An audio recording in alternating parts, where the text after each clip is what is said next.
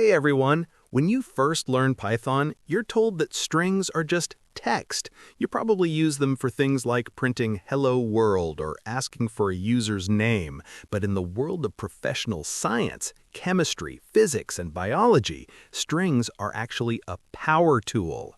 Scientists use them to encode, store, and analyze complex data from the real world. Today, we're looking at why strings are the secret sauce in scientific workflows. So, why are strings so useful? It's because Python treats them as iterables, which makes them incredibly flexible for four main reasons. Easy parsing, they make it simple to read structured scientific notations. Pattern recognition, you can hunt for specific signals in experimental data. Input validation, they quickly check if a user's data entry is valid before a program runs it. And powerful transformations, like slicing, indexing, and searching, allow you to chop up and analyze data with just a few lines of code. Let's look at chemistry. Have you ever heard of SMILES? It stands for the Simplified Molecular Input Line Entry System. Basically, it's a way to turn a 3D molecule into a single line of text. Professional cheminformatics libraries like RDKit or OpenBabel literally iterate over these strings to understand molecular structures. For example, this is the SMILES string for your morning caffeine.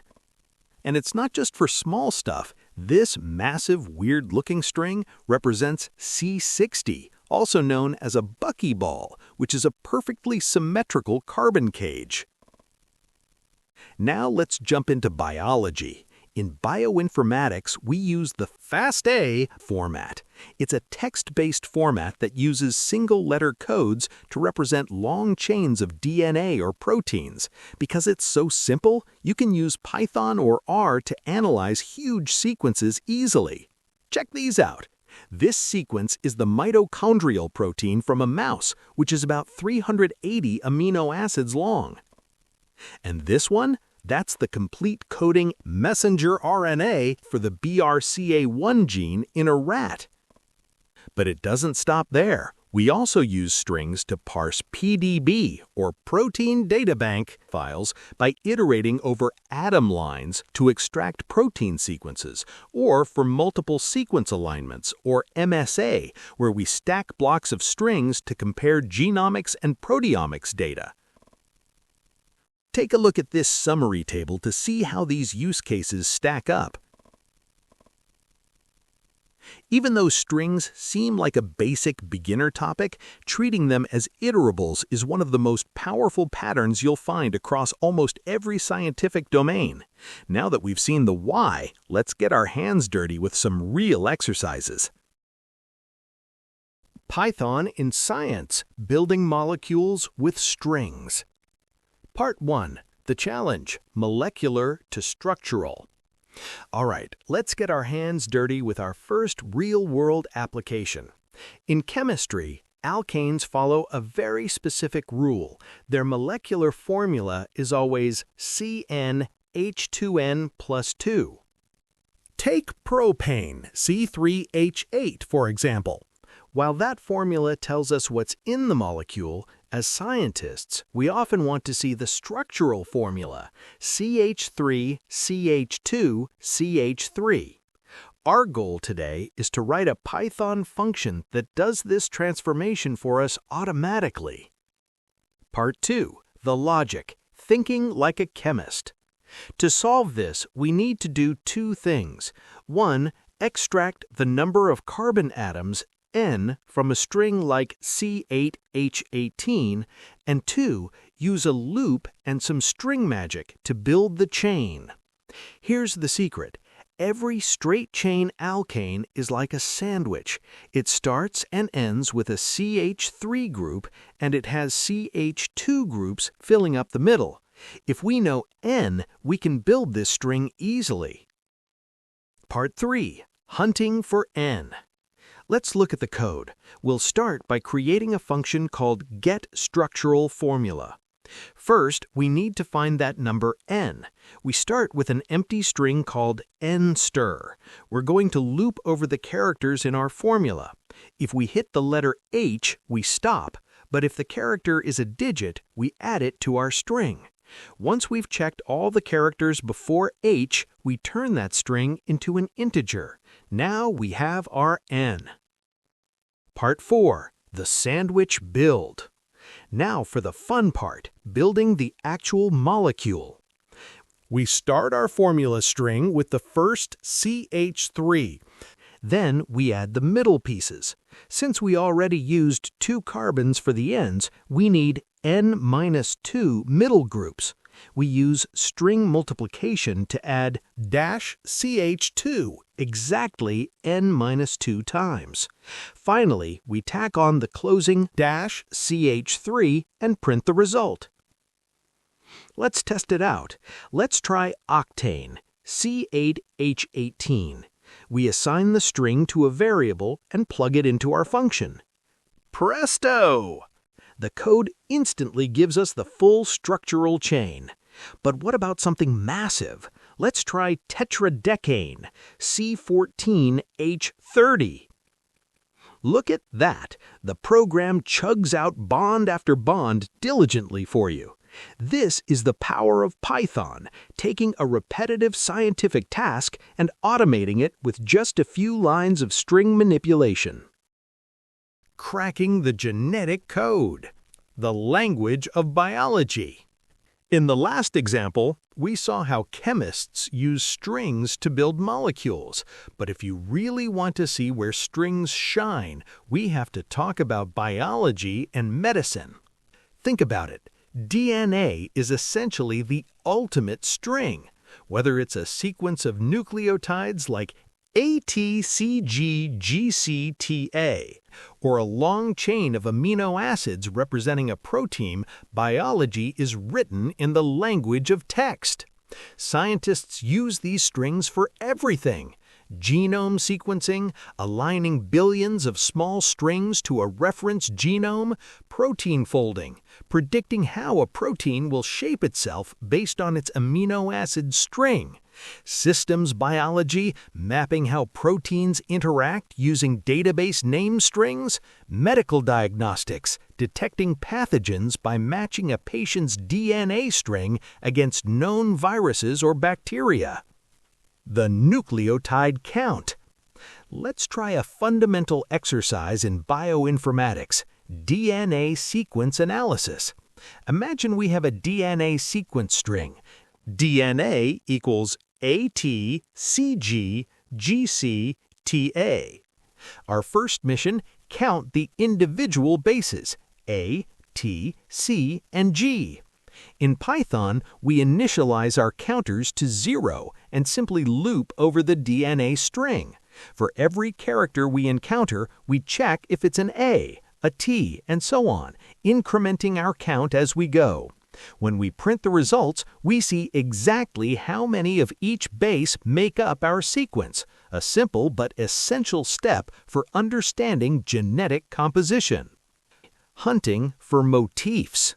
The sliding window. Now let's get a bit advanced. What if we need to find a specific motif, a short, meaningful pattern inside that DNA? Let's say we're looking for the motif CG. To do this, we use a sliding window approach. We slide our 2-letter motif along the 8-letter DNA string and check for a match at every position. But wait, there's some clever math here. We use the range len of DNA minus len of motif plus 1. Why the plus 1? Because in Python, the range function is exclusive. If our DNA is 8 characters and our motif is 2, we can only start our search up to index 6. If we tried to look at index 7, there wouldn't be enough characters left to match a 2-letter motif. Inside our loop, we use string slicing, DNA I to I plus len of motif. This takes a little snippet of the DNA at position I and compares it to our motif. By the time the loop finishes, our program has accurately identified exactly where that genetic signature lives. It's a rudimentary exercise, but this exact logic is what powers the massive bioinformatics tools used in labs worldwide today. All right, so we've built molecules and cracked genetic codes, but where does that data actually come from? It comes from instruments, detectors, sensors, and loggers. And guess what? Most of these machines talk in strings. Whether it's a multi-channel detector spitting out comma-separated values like CH1 equals 124, CH2 equals 98, or a high-tech DAQ system logging system status like DAQ OK, temp equals 301.2 K, scientists are constantly surrounded by strings. Real-world readouts. In a chemistry lab, you'll see this everywhere. Gas chromatography, machines outputting retention times and signal intensities like T equals 3.52 minutes, signal equals 124532. Mass spectrometry, where every scan is a string of mass to charge ratios and intensities, such as M/Z equals 43, intensity equals 125432. UV visible spectroscopy, measuring how much light a sample absorbs at specific wavelengths, giving us strings like lambda equals 254 nanometers. A equals 0.532. These strings contain the treasure, the numerical data, but they're often trapped inside text and units. Let's see how Python sets that data free. The parsing exercise. UV visible data. Let's take a single UV visible spectrum reading.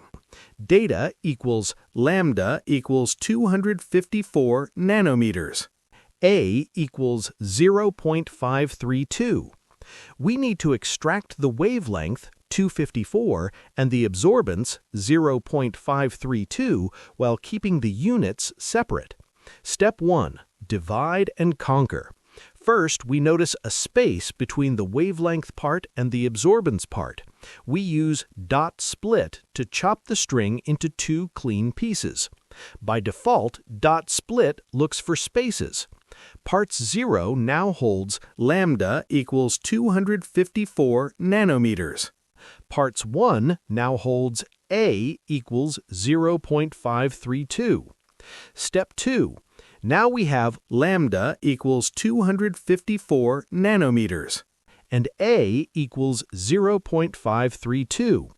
Each piece has an equal sign.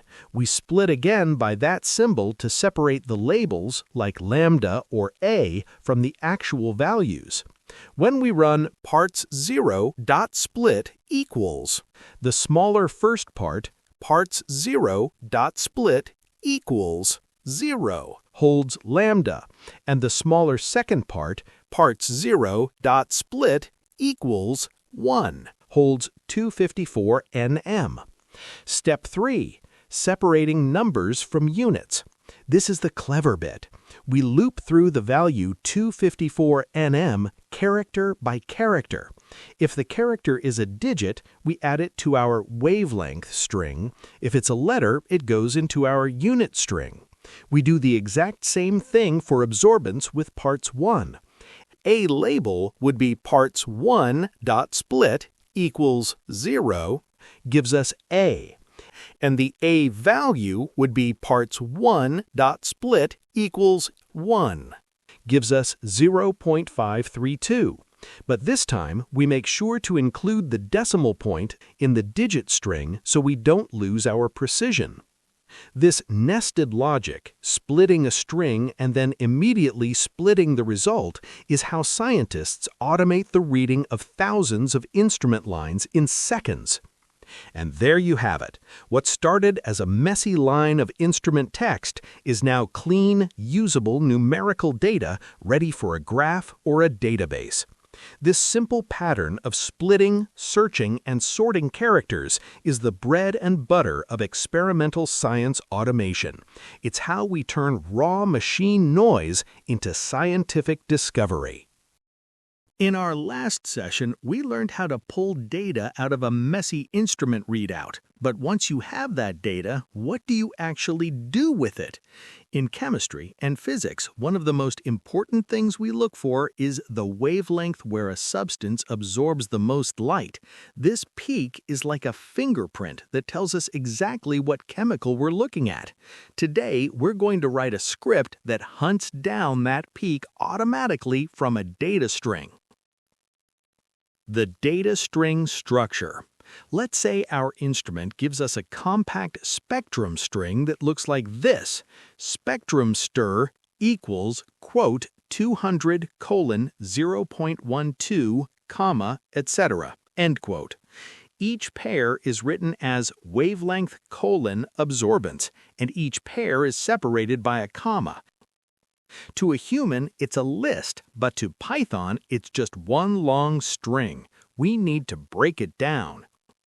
Step 1. Breaking the string into chunks. First, we use our favorite tool, dot split.